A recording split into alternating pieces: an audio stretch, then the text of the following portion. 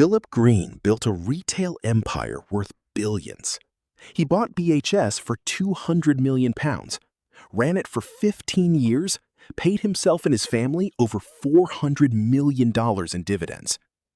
Then, in 2015, he sold it for $1.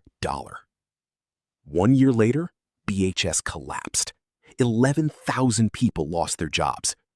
And the pension fund? It had a hole in it.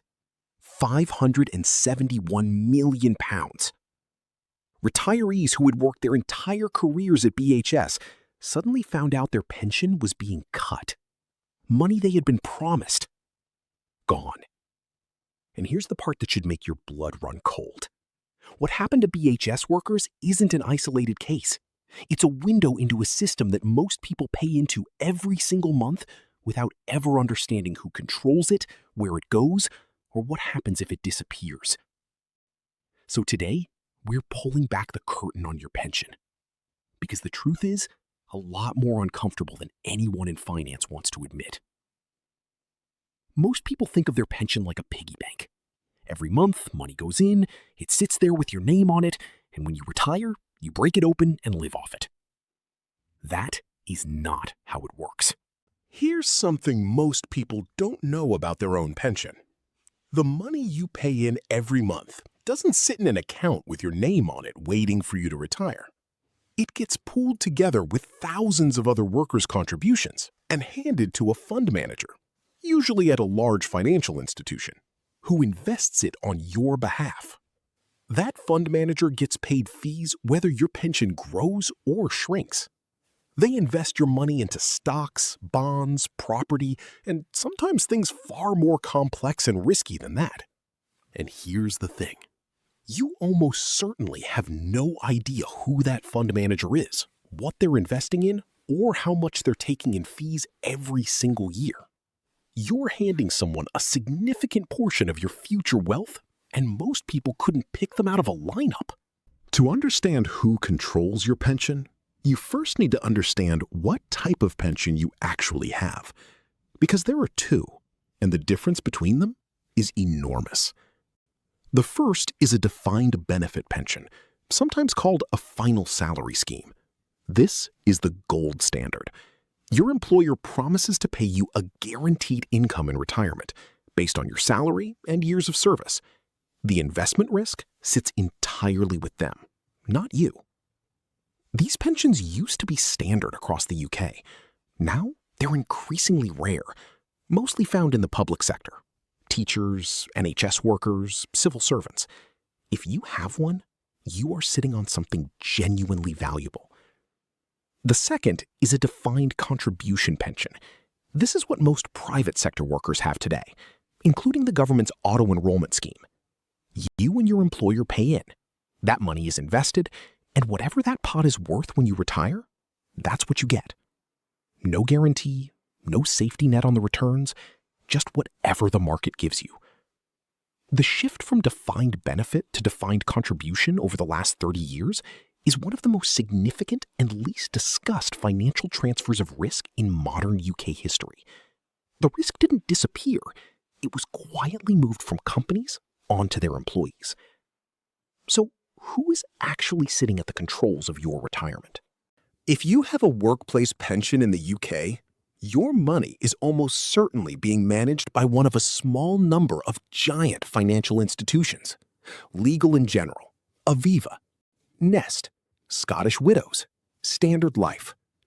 These companies collectively manage trillions of pounds of ordinary people's retirement savings. They sit on the boards of the biggest companies in the world. They vote on executive pay. They make decisions that shape entire industries. And they do all of this with your money. Now, most of the time, this works fine. These are regulated, established institutions. But here's the question nobody asks. When was the last time you checked how your pension is actually performing? What it's invested in? How much you're paying in fees? Because a 1% difference in annual fees over a 40-year career can cost you tens of thousands of pounds in lost retirement income. That's not a rounding error. That's a holiday home. Now let's go back to Philip Green. Because the BHS story isn't just a scandal, it's a masterclass in how pension money can be eroded while everything looks perfectly legal. When Green acquired BHS in 2000, the pension fund was actually in surplus. There was more money than was needed to cover the promises made to staff.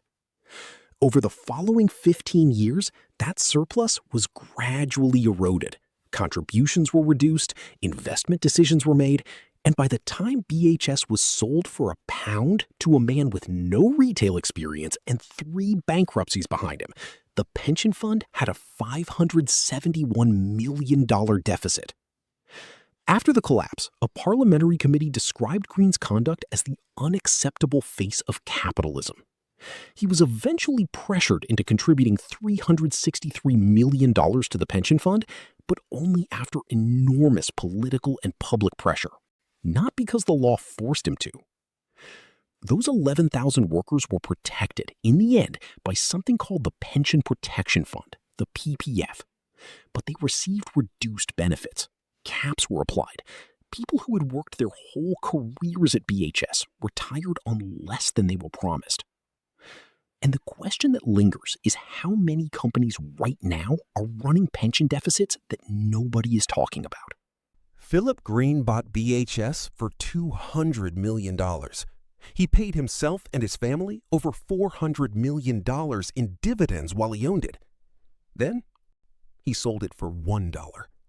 When BHS collapsed, the pension fund had a $571 million hole in it.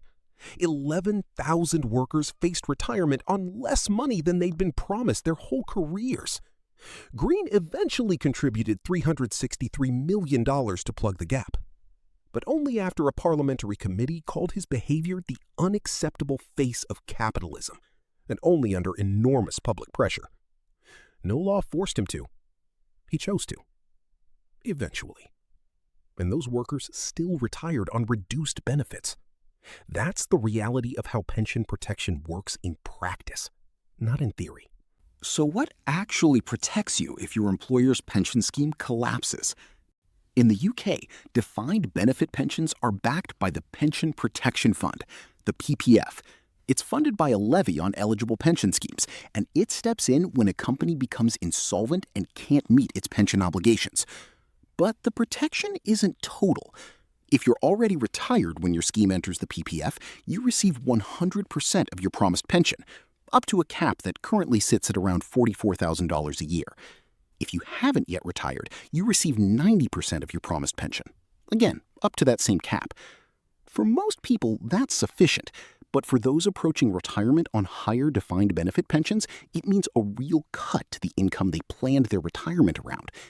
And critically, defined contribution pensions, the ones most private sector workers have today, are not covered by the PPF at all. Your pot is yours. If it shrinks because of poor investment performance or high fees, there's no compensation scheme waiting for you. People spend more time choosing a Netflix subscription than checking on their pension. Here are 4 things you should do this week. 1. Find out what type of pension you have. Defined benefit or defined contribution. The difference determines everything about your retirement security. 2. Log into your pension provider and check your current pot value, projected retirement income, and what you're actually invested in. Most providers now have apps. There's no excuse not to know. 3. Check your annual management charge. If you're paying over 0.75% a year in fees, find out why. On a $200,000 pot, the difference between 0.5% and 1.5% in fees over 20 years can be over £50,000. 4. Check if you have any old pensions from previous employers sitting dormant. The average UK worker has 11 jobs in their lifetime. Those old pension pots don't disappear, but they do get eaten by fees if you're not watching them. Your pension is probably the biggest financial asset you'll ever have. Treat it that way. Every month, millions of people across the UK hand over a portion of their salary and trust that decades from now, there'll be something waiting for them. That trust isn't always misplaced, but it is almost always uninformed. The system isn't designed to be transparent. The fees are buried, the risks are obscured, and the people making decisions with your money are rarely held accountable until it's already too late. Knowing how this works doesn't just protect you, it forces the system to do better. If this video made you think about your pension differently, share it with someone who needs to hear it. Hit the subscribe button to watch more videos like this.